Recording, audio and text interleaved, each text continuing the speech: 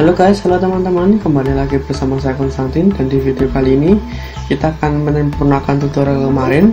Kemarin kita sudah bisa membuat power up dan bisa memberikan efek terhadap enemy kita, dan juga bisa menambahkan efek ya ketika enemy kita mati atau power up kita terambil. Nah, yang selanjutnya akan kita lakukan adalah membuat supaya ketika enemy kita jatuh, maka kita akan memberikan spawn enemy baru dan juga spawn game baru atau power up baru, supaya kita bisa melanjutkan game dan bertambah seru pastinya. Tanpa berbahasa basi lagi, silahkan dibuka filenya. Kita pergi ke spawn manager terlebih dahulu karena kita ingin memperbaiki spawn. Di sini silahkan kalian tulis ya void spawn enemy, karena kita ingin menggunakan fungsi tersendiri supaya kita bisa memanggil. Maka kita bikin spawn enemy, dan kalian bikin untuk ini for integer I sama dengan 0, I less than enemies to spawn. Ini kita berikan parameter di sini supaya kita bisa storing data atau storing nilai seperti ini ya. Setelah itu kalian di void start kan ada instance sheet enemy prefab, kalian pindahkan saja Ctrl X Ctrl V karena kita ingin men-spawn secara terus menerus. Ini for loop ini gunanya untuk mengulang suatu barisan kode ya. Dan setelah itu silahkan kalian pergi ke enemy script kalian, di update ya, karena berhubungan dengan enemy kita, maka kita gunakan if statement, if transform .position.y lebih kecil daripada -10. Maksudnya ketika si enemy terjun bebas dan ketinggiannya lebih kecil daripada -10, maka kita akan langsung mendestroy saja, destroy game object.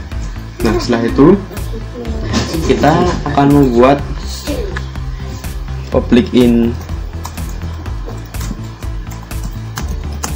enemy count supaya kita bisa menghitung eneminya ya. Kita masukkan ini di update kita definisikan terlebih dahulu seperti biasa. Enemy count sama dengan find objects of type script enemy kita dot length.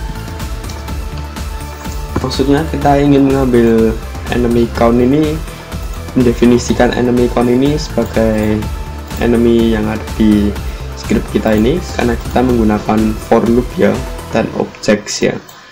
Setelah itu kita ingin membuat if statement lagi, if enemy count sama dengan 0 atau ketika tidak ada enemy lagi, maka kita ingin memanggil spawn enemy ini supaya kita bisa melakukan spawning lagi.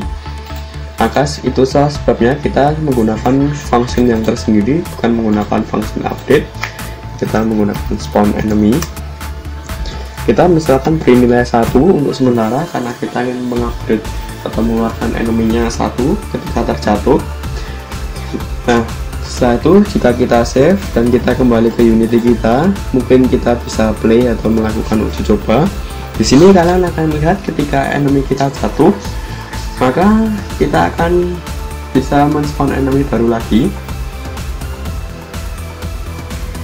Kita tunggu terlebih dahulu, sedang mengcompile scriptnya.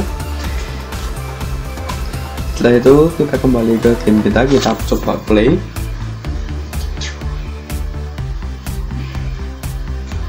Kita jatuhkan si enemy terlebih dahulu ya. Nah, maka akan keluar enemy baru lagi yang berjumlahnya itu 1, karena kita ingin meningkatkan jumlahnya setiap kali kita menjatuhkan enemy. Misalkan kita menjatuhkan 1 enemy, maka kita akan menambahnya menjadi 2. Ketika menjatuhkan 2 menjadi 3 menjadi 4 dan seterusnya. Maka yang akan perlu kita lakukan adalah buat ini function ini, nilai ini menjadi spawn wave number. Caranya gampang, kita tinggal tuliskan terlebih dahulu di sini public in spawn wave number Untuk defaultnya silahkan kalian 1 ya, karena kita ingin dari 1 menjadi 2, 2 menjadi 3 dan seterusnya. Kita ganti di sequence number.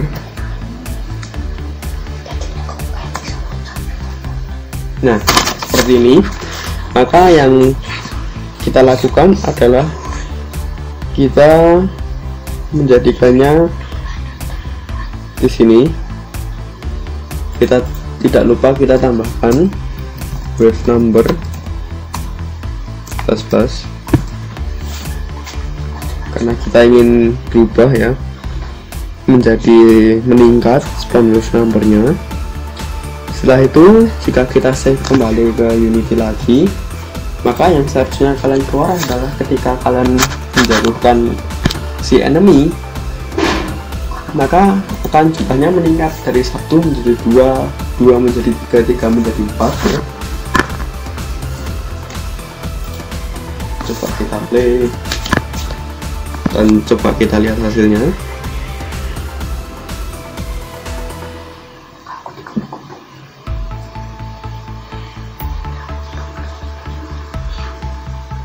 Nah, maka akan menjadi 2 dan akan bertambah seiring dengan, nah seperti itu, maka akan bertambah setiap saat. Dan tidak lupa kita juga ingin supaya menambahkan power up nya ya, supaya kita ketika kita enemy-nya bertambah, maka kita imbangi dengan menambahnya power up nya setiap wave tentunya. Maka yang perlu kita lakukan, kita kembali ke spawn manager kita buat public game object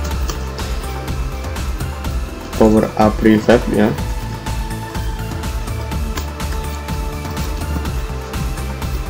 Karena kita ingin mendefinisikan power up revive.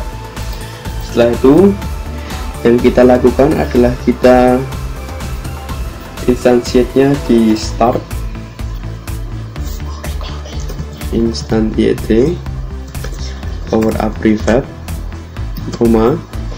generate spawn position karena kita ingin random posisinya, power up transform rotation. Untuk ini sendiri fungsinya silahkan bisa yang menggunakan seperti ini, beginner friendly lah ya. Di sini setelah itu kita tambahkan power up nya supaya bisa men-spawn secara terus menerus.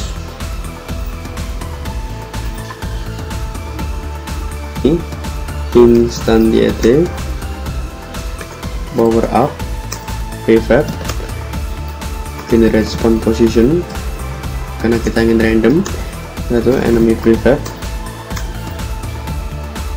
yaitu power up revive transform rotation. Seperti ini. Jika kita save dan kita kembali ke Unity kita, maka kita menunggu compile lagi. Dan jika kita play, seharusnya ketika kita mengimbanginya, kita sudah bisa mengeluarkan power up ketika wave-nya telah selesai atau wave-nya sudah berakhir. Kita akan bisa menggunakan power up.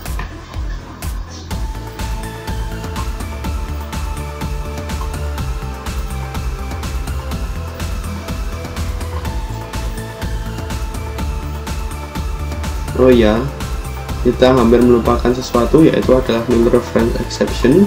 Spawn manager, kita definisikan power up kita.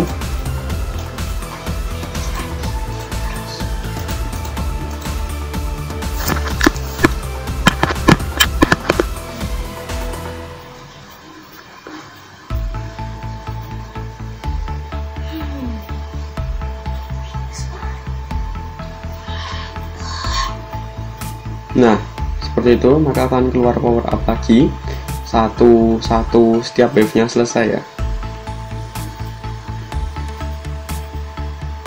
Nah, akan keluar satu. Mungkin sekian dulu untuk tutorialnya. Mungkin bagi teman-teman yang mau request, silahkan bisa. Jika ingin ditambahkan misalnya game over screen atau restart screen ya, bisa kok kalian mau tambahin, tapi untuk tutorialnya mungkin saya cukup sampai di sini supaya bisa untuk beginner friendly ya, untuk yang baru mau belajar. Mungkin sekian dulu, jangan lupa klik like, share, dan subscribe. Ketemu lagi dengan saya Konstantin di video yang selanjutnya. Terima kasih.